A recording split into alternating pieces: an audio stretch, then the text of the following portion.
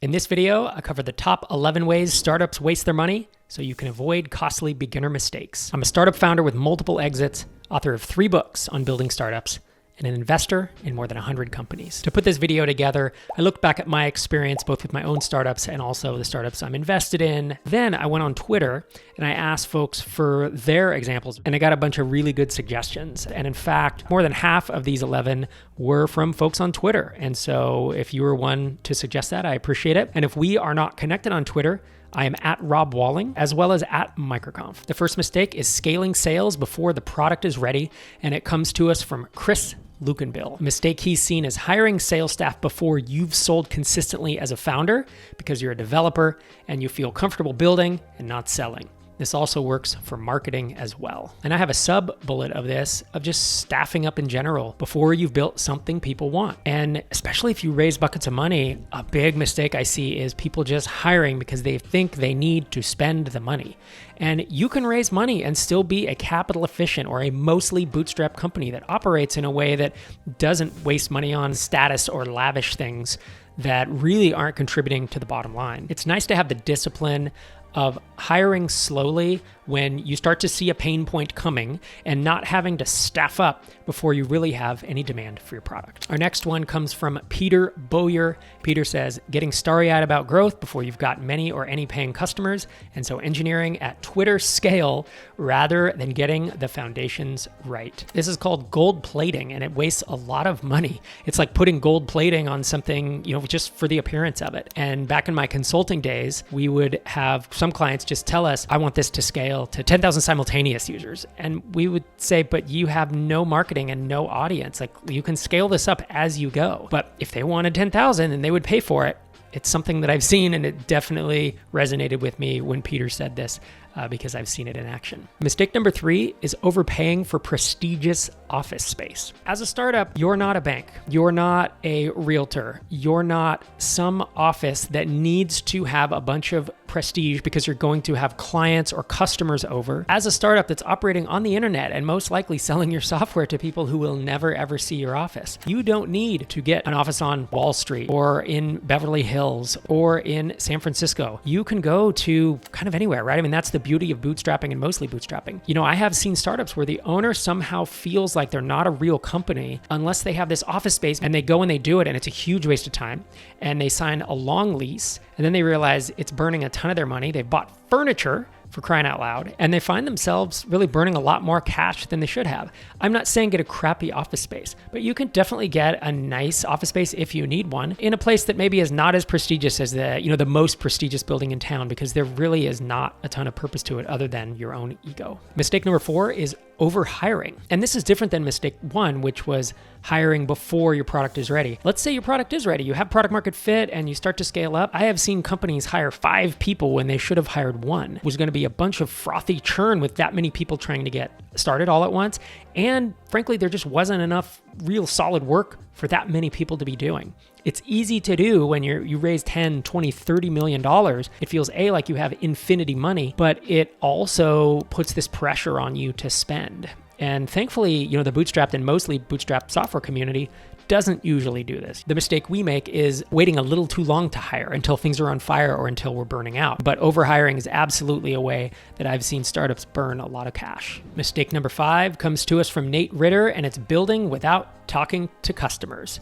He says, literally seen millions wasted this way. Unfortunately, this is all too common. And it used to be more common. Let's say in the early 2000s, before customer development came about, Steve Blank brought that concept to the startup space. People really didn't talk to customers. They kind of guessed. And then a lot of startups were built that just no one needed. I think that jobs to be done and customer development have really pushed the startup space forward. Anyone who's around the space, whether they do it or not, they know that they should, right? And I do think that's a show of the maturation of this whole space. If you're not talking to customers and you think that you know what they want, you think you know what the pain point is, you're probably making a mistake. Mistake number 6 is hiring senior talent too early. I rarely see bootstrappers doing this, but I have seen folks raise money, even small amounts of money, but especially when you start you raise a $5 or a $10 million round, and you think that you need to hire a C-level person, a chief technology officer, instead of just hiring a director or a VP or someone who can still kind of have some boots on the ground. When you have 2 engineers, you don't need a CTO. You need a tech lead, a dev lead,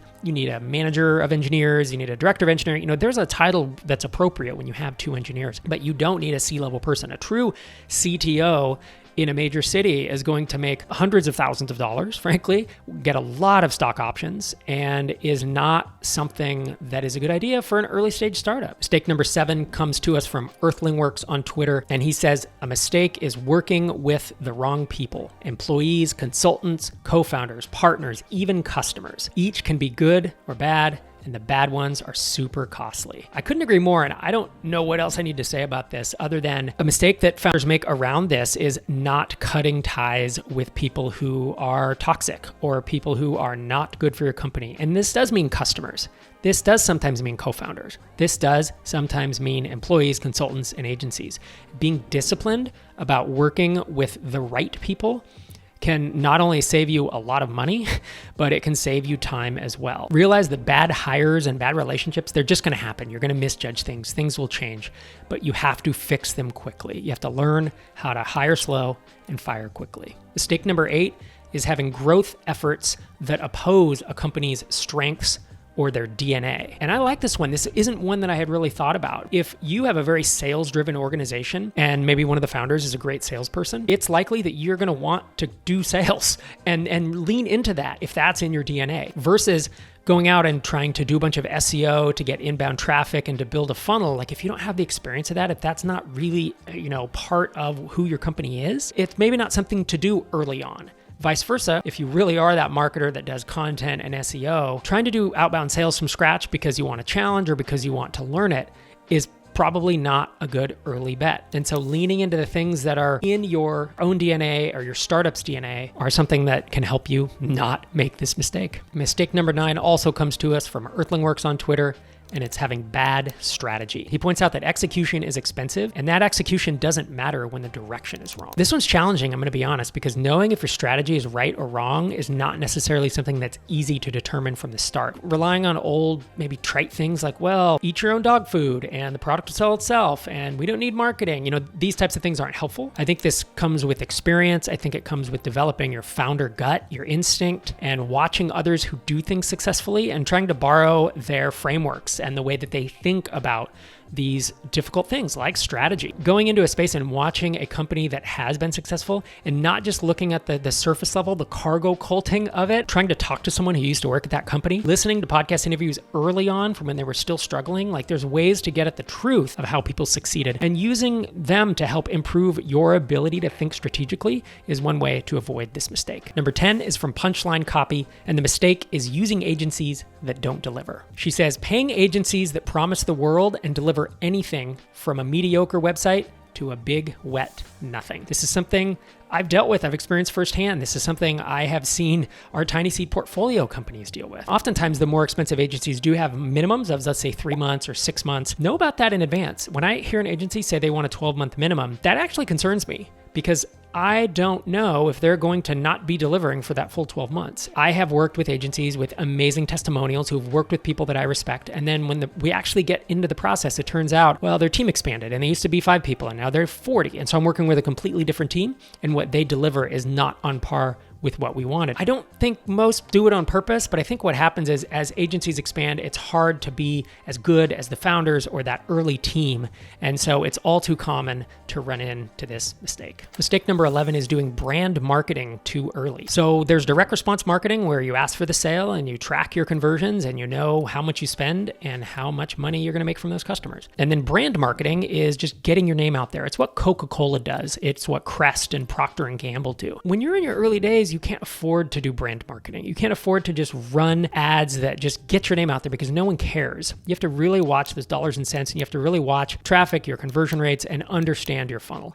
And I feel like founders who maybe don't want to do that, or they don't agree that marketing should be a thing, or at their bones, they want the product to sell itself, maybe rely on just brand marketing of like, if our name's out there, people will buy it. Unfortunately, in most cases, it's just not the way to go. Before we wrap, I want to mention MicroConf masterminds. So if you know what a mastermind is, it's where 2, 3, 4 founders get together and they support one another, and they meet every week or every month and run through their journeys together. And at MicroConf, we have a mastermind matching service. It's at microconfmasterminds.com. And every few months, we do a matching process based on the phase that people are at, the type of product, location, time zone. There's a bunch of factors that we take into it, but we hand match people. And we have matched well over 600 founders from 40 or 50 different countries, and have literally hundreds of masterminds that are now operating with founders supporting one another. So if that sounds interesting to you, head to microconfmasterminds.com. If you enjoyed this video, I'd love it if you'd hit the like button and subscribe to the channel. We have videos coming out like this every week, always packed with information, always packed with tactics and strategies, and hopefully inspiration for you as well. I'll see you in the next video.